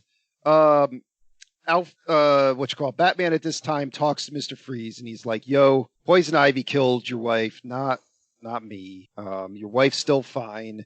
You can still work on her cure in Arkham. Just give me the damn cure for stage 1 McGregor syndrome. Yeah. So rather by- than just do it, go ahead, Rob. No, I'm just so rather than killing his wife, Mhm. Poison Ivy did put like a nasty post-it note on her Well, tank. she tried to kill her, but they were there, so they were just like, "Oh, if we just Yeah. plug this back in, she's fine." Also, using the sun to focus into mirrors and put all over the city, Mhm. wouldn't that be like ants with a magnifying glass? Pretty It'd much. be the opposite, because each time the sun would hit one of those satellites, most of the sunlight would refract somewhere else, and then way less sunlight would go to the next satellite, so on and so forth. To the point, it's like look at the Mythbusters episode where they tried that scene in The Mummy where they used mirrors to light up an entire room with sunlight. Right. It really doesn't work. Yeah. Rob, I think if we saw our sniveling security guard friend, you know what he would say. what it would feel like. All right. You don't. He set you up right there. What? Oh wait. I don't remember. The moment I has don't remember passed. what it It's said. all right. Never mind. We're moving All on. right. Boiling acid. I think the point is they would have been better off just dumping napalm on this Yeah. place. All right, so fucking Alfred's okay. He took his cure. They in like one night, fucking Lord of the Flies is setting in the living room of this mansion, and like it's trashed. Like fucking Barbara and Robin over here had like a fucking bender, and then whatchamacallit, Batgirl, Robin, and Batman decide to form an alliance. At this point, morale hits minus 200%, and they run towards the camera as the movie ends. So final score, minus 250% from where I started. And we start immediately smashing some pumpkins. Yep. I Oh, want yeah. to point out that this movie ending in the credits with an R. Kelly song just is fitting for how trash the whole thing is. I never Yeah. even made it that far. I didn't get past smashing pumpkins. Oh no, R. Kelly will ended it. I didn't fuck around with the credits at all. Yeah. Like, we're done here. I gotta go. I'm not even kidding. The screen went dark and letters started to appear, and I shut it off. Like that was it. All right. So, Tony, Yeah. what do the critics have to say? Oh, not good. Not good. RottenTomatoes.com. Critics gave this a score of 11%. Audience gave this a score of Oh, Jesus. 16%. Wow, generous all around. Yeah. Now, I just want to point out that our failure list that we have going on Yep. is movies under 25%, I think. Yes. Is it Mhm. 25 or Yes. 20? I believe we 25. upped it to 25. Okay. So this is like well below even that. Yeah. Oh, yeah. But that's their thoughts and opinions. Brian, why don't you continue on by telling us yours? Like I said earlier, like this movie's trash. Like it's a cartoon, and I get what they were trying to do for kids, but I would rather have just had an animated movie. Like if this was animated, it would have been totally fine. Like because you can make more sense of you can let more things go when it's in cartoon form for the most part. So if they just done that, then they could have been voice cast by everyone who's in the movie still. But like the execution of the choreography, the special effects, just everything in this movie is just garbage. And yeah, it hurt to watch. And like the opening sequence, I texted everyone like, "Fuck," it just hurt from the beginning. But yeah, I would not recommend this unless you hate someone. If you hate someone, feel free to sit them down and make them watch this. But yeah, stay away from this movie. All right, Will. Yeah, this movie can go straight to hell. Can it freeze there? It can freeze. I mean, this was the only saving grace to watching this was, there's a lot of content to make fun of and poke at and pick at, but the actual viewing of it was not fun at all. And so the basis for me recommending a movie is that it at least has to be fun to watch, and this didn't meet that at all. Even if I think we had watched this together like we used to in the before 4 times, I don't think it would have been as fun as some of the other ones we've done just because it's so bad, and it's 2 hours, a little over 2 hours, which is unconscionable. Yeah, I mean, that pretty much sums it up. Go watch Mask of the Phantasm, or the other animated movie, the Sub-Zero that came out. Yeah. If you want to get some good Mr. Freeze stuff. So. All right, Rob. Yeah, this was genuinely painful, and that's with the movie on double speed. I think the big thing is that this movie looks like it just. I mean, I know there's a ton of costumes and there's a ton of set pieces, but this movie looks like there was no effort put into it. Like, it looks like nobody cared. They were just making this movie intentionally as a commercial for crap. And they didn't care what they did to the franchise, and they didn't care who they stepped on the way. And it's not entertaining. Like, it's not even so the 1960s Batman movie was entertaining because it was dumb and cheesy. This is trying too hard to be dumb and cheesy and failing. It's just terrible. I will never watch this again. I'm angry that I had to watch it. No, just no. Okay. Joe. I feel 250% worse than when I started. I mean, I think that sums it up. Yeah. This is a classic example of somebody who has no stake or no interest in the movie being done to at all within the realm of what a fan would want. And I'm not a Batman fan, and if there's not another Batman movie for the rest of my life, I won't be upset. But I felt really bad for just imagine if you were a fan and you saw this. It really, really has to hurt. I mean, and then on top of that, it's just a atrocious movie in general. No scene was good. I think I added maybe at most 3 positive things in the movie, and they were kind of stretches. There's no redeeming qualities to it, and it feels long. It feels awful. It's just the only thing I am glad about is that it wasn't like the Transformer movies where there was enough numbers behind them to justify what occurred, and I know that I'm glad with this one that everybody immediately realized that they went too far and fucked up. They somehow went too far by not trying at all. And because of that, it was a long time before we got another Batman. And while the Nolan films have their problems, you could at least tell the filmmakers cared. And, the DC film franchises in general have had a long series of issues, but you could at least tell that from that point on, they're letting somebody have, a vision of it, but at the same time, they're stepping in when they're this is too fucking much. I yeah, it's an abysmal and it's a terrible movie, but I do feel it is somewhat of an important movie that like people should see and should know about, to know that like this is why it's important when the fandom gets upset when you hear like a name attached to a project, and people should be like, just give them a chance or whatever. Like, no, because shit like this can't happen, and it's like people shouldn't forget how bad things have gotten. And that's why I think it's important that people at least know about this film and why it's important. All right, so that would be my review. Fuck this movie. All Not right. recommend. Yeah, I also am not going to recommend. I could see if you had some friends over and some drinks to maybe laugh at it, but it's still not the best one for that. So, and yes, it does have a certain purpose because of showing, like you said, like giving Kevin Feige and people like that an opportunity to be like, this is why we can't let these things happen. We got to, like actually put some thought behind it and not just try and sell toys. But the movie itself is all, the dialogue is terrible. I care about Batman and they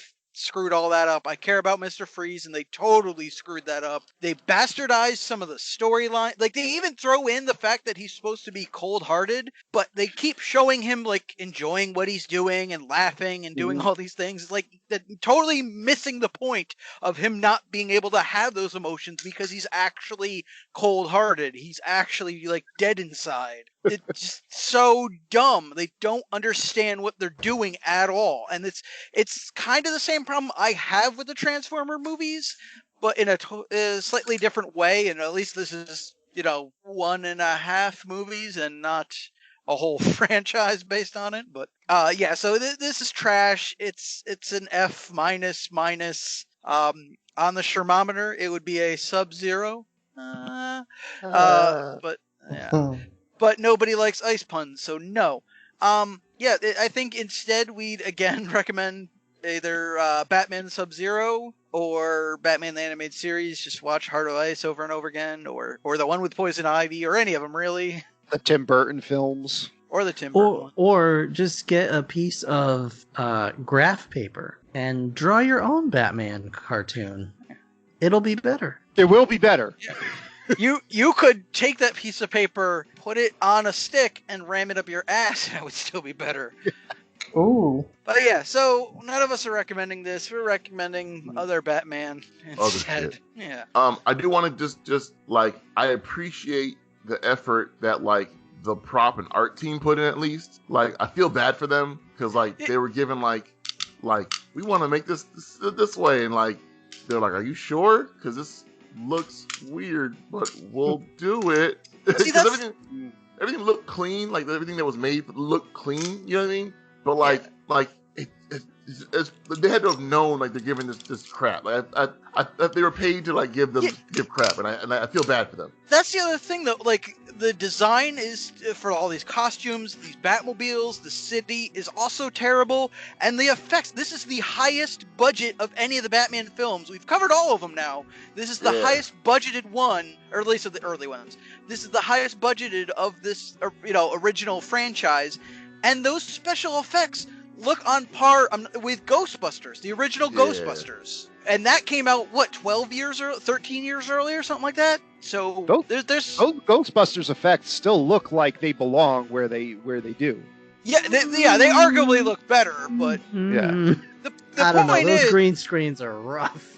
they're not great, but they also have the thing of they were made in '84. This is made in '94. Well, you also forgive it because the movie that's around it is. Well, yes. Yeah, I mean that might be the reason. You're not paying attention to what the graphics look like because you're just like, I'm engaged in the story that's happening. Yeah. So yeah, this is shit. Yeah. God damn it. I want to elaborate off one thing Tony said because it just reminded me of a funny story where he talked about how they missed the point on him being cold-hearted and went with cold temperature.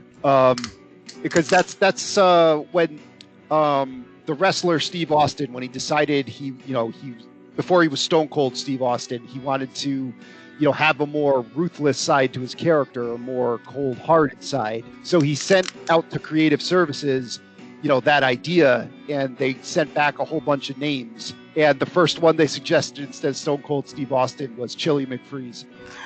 Chili McFreeze. Now selling at your local McDonald's. Just imagine the glass shattering fucking Stone Cold coming down there, like giving the dude the stunner, like pounding the beers, and The Chili just, like, McFreeze stunner. and now introducing Chili McFreeze. Yeah, it would be the Chili McFreeze stunner. That'd be like the That needs to flurry be a or character. something. Yeah, Be like the blizzard. the Blizzard. Yes, just call me the Dairy Queen. Wait. I'll do it. All right, guys. I think that's it. Thank Right. you. Anything anybody here wants to plug or mention before before I go through my spiel? Just I the just usual want to go Don't Be lie Dicks. down. I'm fucking mad. Yeah. I need a good cry. Well, guys, we want to thank you so much for listening. If you like what you heard, please consider subscribing. For our episode archive, merchandise store, and more information, check out our website at 4ampodcast.podbean.com. You can contact us by following us on Twitter or Facebook at 4am podcast. Make sure you check there for Will's cute little Halloween picture. Or you can email us at the4ampodcast@gmail.com. And of course, if you want to help support what we do, please consider becoming a Patreon member at patreon.com/4am podcast. That's it, guys. Thanks for listening. Stay safe. Be good to each other. Don't be assholes. Bye. Bye. Adios. Good night, everybody.